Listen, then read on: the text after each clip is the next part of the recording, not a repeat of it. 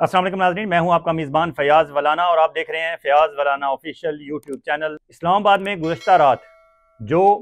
उठक बैठक जारी रही और दौड़ें लगी हुई थी सारी पॉलिटिकल पार्टीज़ के लीडर्स की, और स्पेशली बिलावल भुट्टो ज़रदारी जो नए नए सियासत में अपने गुर आजमा रहे हैं, और उन्हें उनके वालिद साहब ने खुली छुट्टी भी ये सोच कर दे रखी है कि अभी ये जवान है, इसके पास गलतियां करने की बहुत गुंजाइश है। हालांकि आसिफ ज़रदारी साहब, आपको मालूम होना चाहिए कि ये दौर वो दौर नहीं कि जब लोग जुल्फ़िकार अली भुट्टो या मोहतरमा बेनज़ीर भुट्टो के नाम पे आप जैसों की गलतियां माफ़ कर देते थे। ये नई नस्ल है और ये 2 मिनट में बंदे का कच्चा छट्टा निकाल के सामने रख लेते हैं। और फिर आजकल की यूथ, उनने अगर कहा भी जाए जुल्फ़िकार अली भुट्टो, तो उनका आगे से क्वेश्चन ये होता है, who was Bhutto, we don't know. उनका सीधा सीधा ये बात होती है। और अगर उन्हें बताया जाए कि फ़लाँ भुट्टो थे, उन्होंने ये कमाल किया, उन्होंने वो कमाल किया, उन्होंने इस तरह इस कौम को शीशे में उतारा,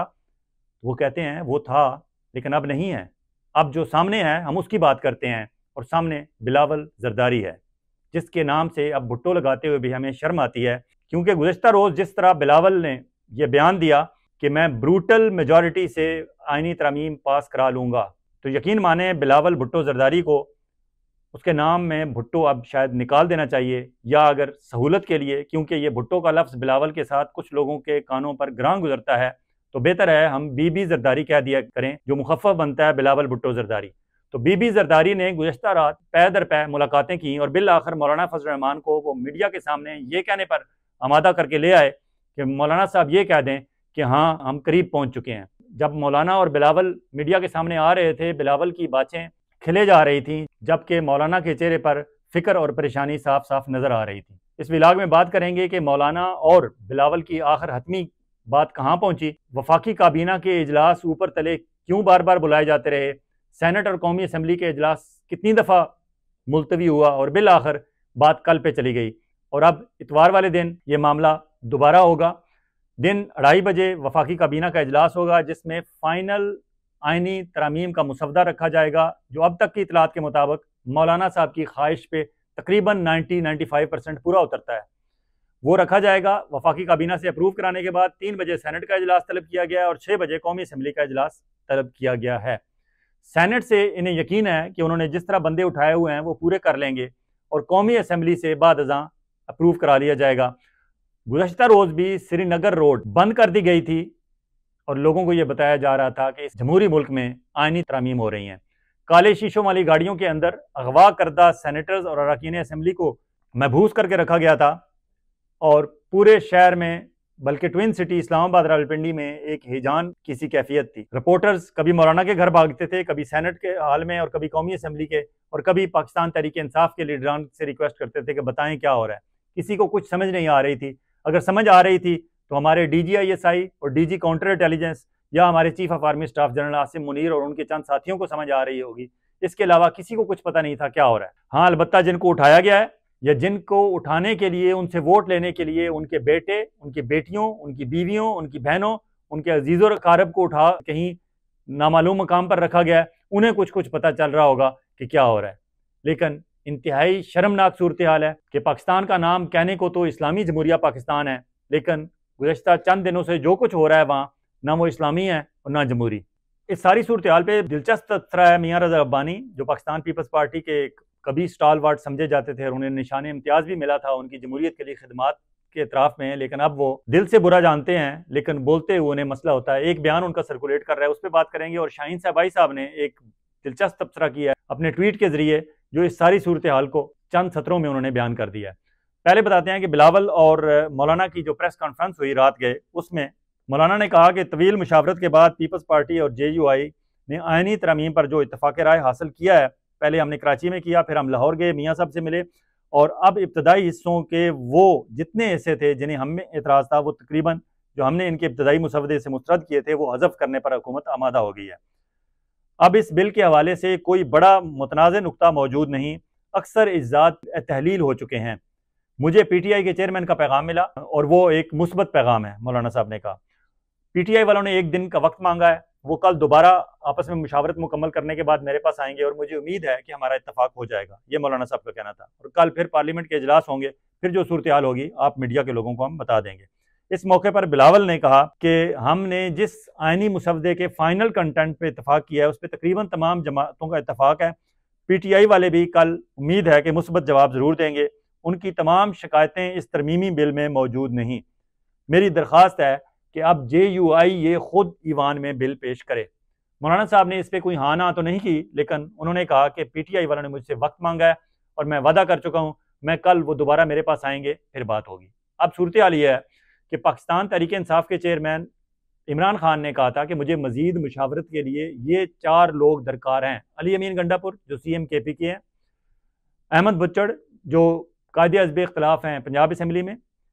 اپوزیشن لیڈر ہیں قومی اسمبلی میں عمر ایوب، اور سینٹ میں پارلیمانی لیڈر ہیں پاکستان تحریک انصاف کے شبلی فراز۔ یقین مانیں اب اگر عمران خان ان سے ملنا چاہتے ہیں اور یہ مینڈیٹ چور حکومت اور ان کے سرپرست ہمارے پنڈی والے اسٹیبلشمنٹ والے چاہیں تو وہ آج اتوار والے دن علیہ صبح اسی طرح جس طرح اعظم سواتی کے لیے صبح 7 ساڑھے 7 بجے جیل کھولی گئی تھی، شاید ان 4 لوگوں کو بھی اسلام آباد انہوں نے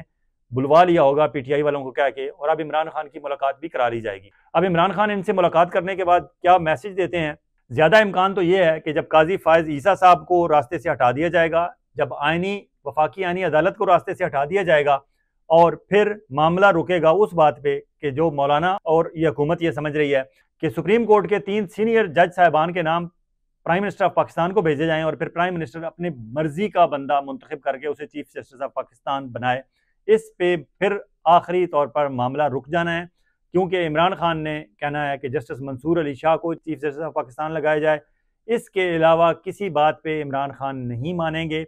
حالانکہ اس گورنمنٹ کی کوشش ہے کہ اگر 5 رکنی پینل کی بات ہو تو جسٹس امین الدین کو وہ بنانا چاہیں گے، اور اگر 3 رکنی پینل کی بات ہو مولانا صاحب اس پہ بات کریں تو پھر وہ یا آفریدی کو بنانا چاہیں گے، لیکن عمران خان یہ بات نہیں مانیں گے۔ عمران خان جسٹس منصور علی شاہ صاحب پہ ہی کھڑے رہیں گے، کیونکہ وہ چاہتے ہیں کہ جو کچھ آج تک سلسلہ موجود ہے آئین میں اس کے مطابق آپ فی الوقت کریں، بعد میں آئینی ترمیم پر بات کی جا سکتی ہے اور بعد میں جو بھی آپ کہیں گے وہ کیا جا سکتا ہے، لیکن اس وقت آپ کو جسٹس منصور علی شاہ صاحب کو چیف جسٹس آف پاکستان بنانا پڑے گا۔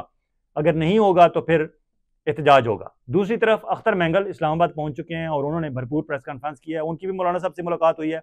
ابھی تک ان کی ملاقات کے بعد کیا ڈیولپمنٹ ہوئی ہے وہ بات تو باہر نہیں آئی، اور لیکن ان کے دونوں سینیٹرز ابھی تک ایجنسیوں کی تحویل میں ہیں۔ دوسری طرف پاکستان تحریک انصاف کے حوالے سے افواہیں پھیلائی جا رہی ہیں، کچھ رپورٹرز کہہ رہے ہیں کہ 7 ان کے بندے پاکستان تحریک انصاف کے اغوا کنندگان میں شامل ہیں، کچھ کہتے ہیں 9 اور کچھ 11 تک بات کر رہے ہیں۔ حتیٰ کہ صدیق جان جو اسلام آباد کے نامور صحافی ہیں انہوں نے زین قریشی کے بارے میں بھی کہا ہے کہ زین قریشی بھی شاید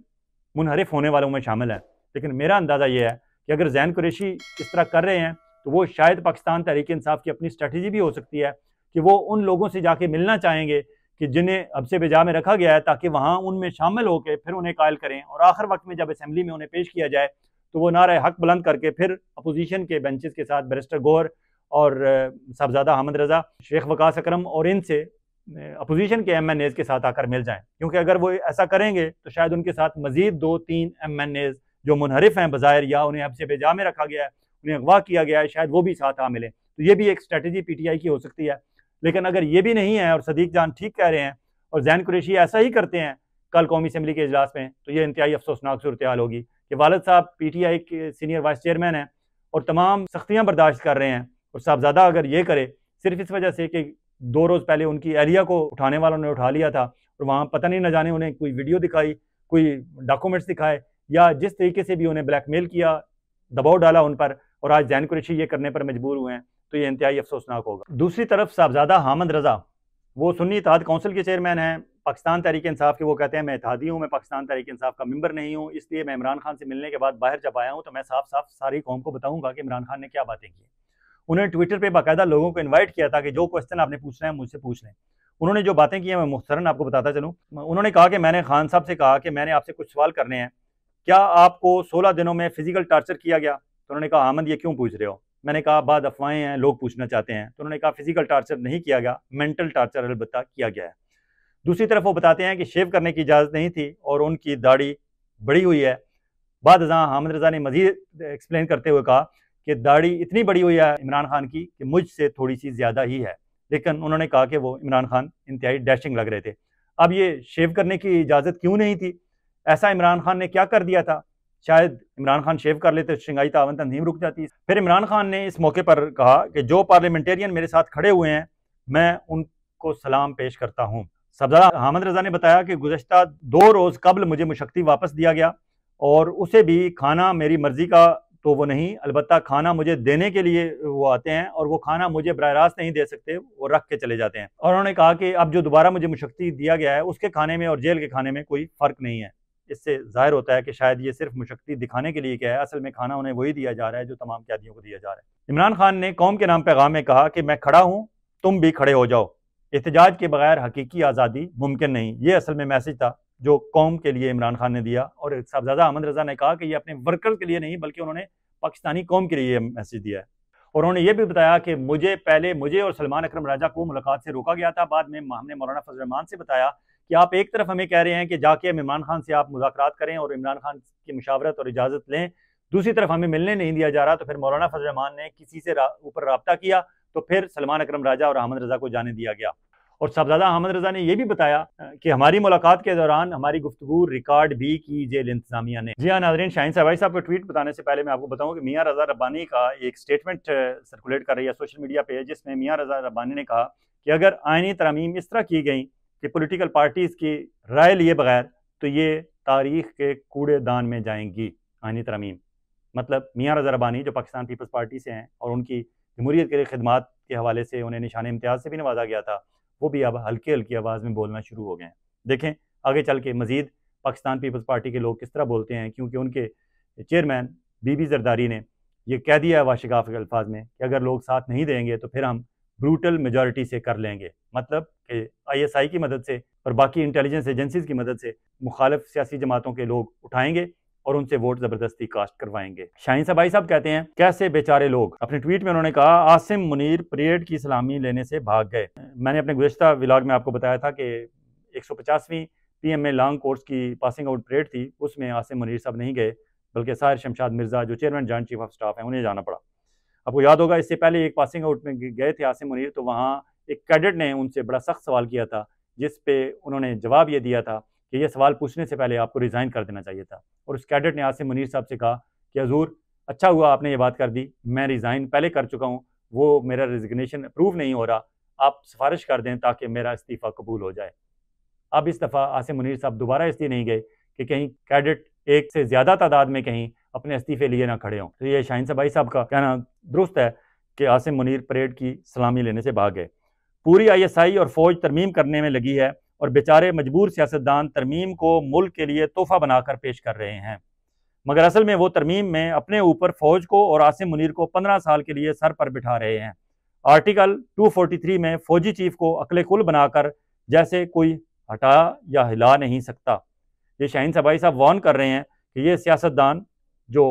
جن کو سمجھ نہیں آ رہی کہ ہم کیا کرنے لگے ہیں، وہ عاصم منیر کو 15 سال کے لیے اپنے سر پر بٹھانے لگے ہیں۔